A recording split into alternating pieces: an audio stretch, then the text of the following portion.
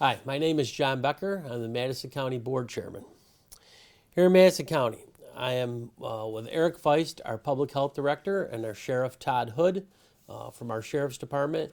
And we're here doing this video on frequently asked questions. We've been working hard to communicate with our residents and our small businesses here in the county, and we want to make sure that your questions are being answered and we get you the most up-to-date information that we can. Eric, what should we do if someone in my household is sick? So if you are caring for someone at home, we ask you to do two things. First, to monitor for emergency signs of the individual. So these would be things like shortness of breath, persistent chest pain or pressure, or bluish lips or face. If these signs appear, that we would ask you to seek medical attention immediately. Also realize, however, that older adults and individuals in your home that may have underlying health conditions or are immunocompromised, should symptoms appear, they should be seeking medical care immediately. The second thing that we could ask you to do is to prevent the spread of germs, and this can be done in several ways. Having the person who's sick stay in a room separate away from others in the family. If possible, have them use their separate bathroom. Avoid sharing personal items such as towels, dishes, bedding. If you have a face mask, we would have you put the face mask on the sick person. If you don't, then at least if they can't wear one for whatever reason, then we'd ask you to put the face mask on the person who's caring for that individual. Wash your hands with soap and water for 20 seconds. And if you don't have soap and water, that we ask you to use a hand sanitizer that has at least 60% alcohol. Avoid touching your eyes, your nose, and your mouth. Clean daily, especially in the high touch areas such as doorknobs, countertops, tabletops. And just please carefully follow the manufacturer or the directions on the label of the cleaning product that you use. Also avoid any unnecessary visitors. Stay home except to go to medical visits, and just keep in touch with your doctor. Make sure you have your doctor's number handy and stay in touch with them and call them before seeking medical care. Should I get tested for COVID-19? So the Department of Health has issued guidance to ensure that county prioritizes our resources to meet our most urgent public health need. So basically what this means is that we'll be testing people that meet certain criteria. This way people that need to be tested are tested. This also helps us to preserve our critical personal protective equipment for our healthcare providers and eliminate some unnecessary traffic that may fill our hospital emergency rooms. So testing will be authorized by a healthcare provider when they meet one of these criteria.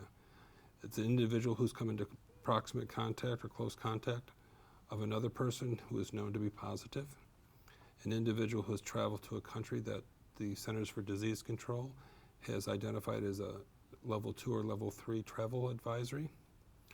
It's an individual who is quarantined and is showing symptoms similar to COVID-19 illness, an individual who is symptomatic and has been tested for other things and they are negative. For instance, if someone who's already been tested for flu and other viruses, if those are negative, they could be tested as well.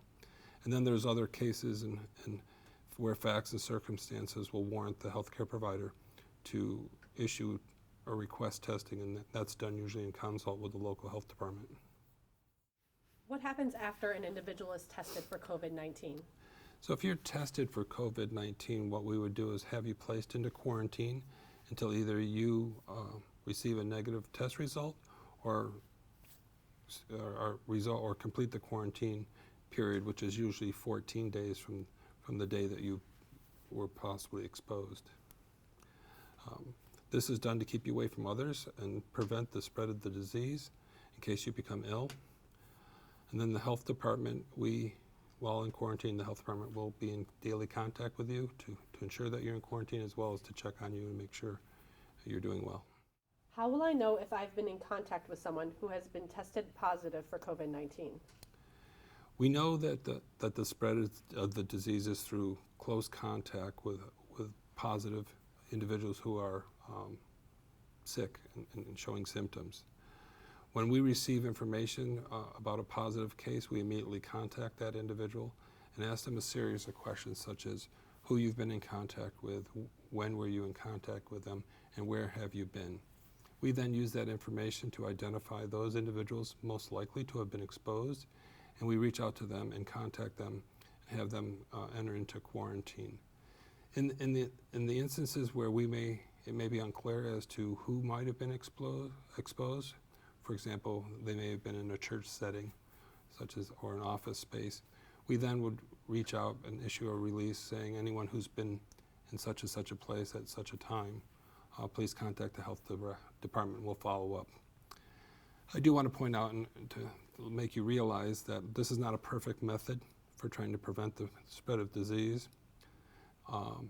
There may be some people that we don't identify. So that's why it's so important that the other activities such as social distancing, hand washing, and staying at home are important.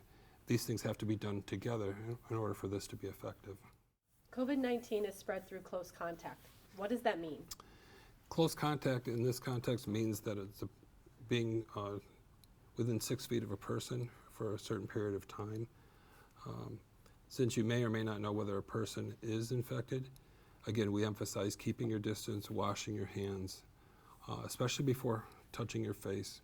Practicing social distancing and good hygiene is still the best defense against spreading this virus. Can COVID-19 live on surfaces? So it may be possible for COVID-19, it may be possible that a person can get COVID-19 by touching a surface or an object that the virus has landed on, and then touching their mouth or eyes or nose. But this is not thought to be the main way that the disease is spread.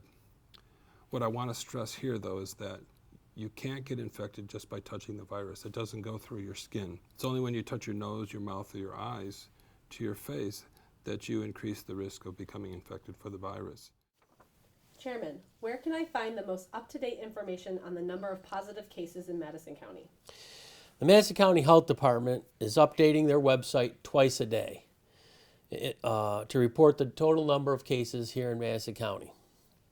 Yesterday, we updated our positive map to show data by township instead of by zip code. We had an issue with some of the zip codes, so we decided to do it by township. That's the way a lot of states and counties are doing it now throughout the United States. Chairman, who can I contact if I have questions? If you have questions related to COVID-19, please contact the Upstate University's triage line. That is 315-464-3979. Or the Madison County Health Department at 315-366-2361. The Madison County Mental Health Department also has a 24-hour-a-day crisis line at 315-366-2327. New York State also has a free mental health hotline at 1-844-863-9314. Chairman, what is the best thing I can do to help my community? Stay home. Together we can stop the spread of COVID-19 and protect one another by staying home. If you go outside or to the grocery store, stay 6 feet away from everybody. From other customers, whether it's walking outside or walking down the grocery aisle, keep your distance and wash your hands, and remember, we're all in this together. Chairman, how can I help support my local businesses? You can help support your local businesses by buying gift cards or still doing takeout. A lot of folks used to go out maybe once or twice a week to eat or once a month to eat. Still go to your favorite restaurant, get that takeout dinner, buy some gift cards. I know I had a message last week that if you're working or you're being paid to stay at home or you're being paid to work, maybe you should think about, if you would, when your check comes from the federal government, buy a bunch of gift cards to your favorite restaurant to keep them going, or your favorite business, or donate some of that money to the food pantry just to keep our community alive and going and keep these businesses through till we get to the other side of this. Where can I get assistance for the Department of Social Services if I need it? Madison County Department of Social Services has a free mobile online application called NY Doc Submit. This mobile application provides individuals who have applied for or are receiving DSS benefits to submit documentation to DSS in a simple and fast way. Chairman, if I'm a small business, what should I do if I've been economically impacted by COVID-19? We know this is a very difficult time for many of our residents and many of our businesses here in Madison County. The Economic Development Team will be providing bridge loans to small businesses who qualify. The loan will be given based on confirmation of an approved SBA loan through the Business Lending Institution. To obtain an application and for further information, please contact the Madison County Center for Economic Development. M. Magnuson at MadisonCountyIDA.com.